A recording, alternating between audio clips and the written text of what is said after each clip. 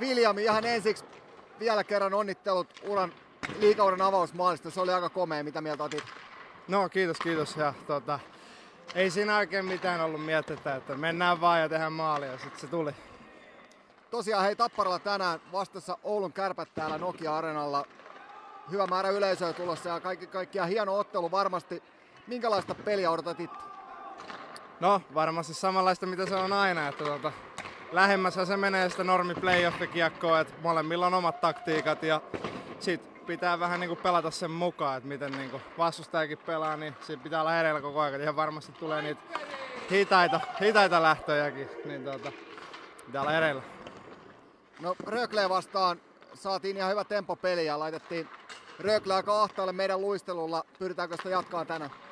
No oisa se sellainen juttu, mihin niinku yritetään päästä, että sit kun pelissä on vauhtia, niin se on kaikissa kivointa myös pelata sitä jääkiekkoa, mutta kokeillaan sitäkin. Sä oot aika hyvää energiaa tuohon Tapparan pelaamiseen ja niin, onko tänään maalin paikka jälleen kerran? No ihan varmasti, tekee vaan asiat kunnolla heti alusta asti, niin kyllä mä veikkaan, että niitä tulee niitä maalipaikkoja. Pitää sit vaan laittaa sisään, niin sit se olisi parasta.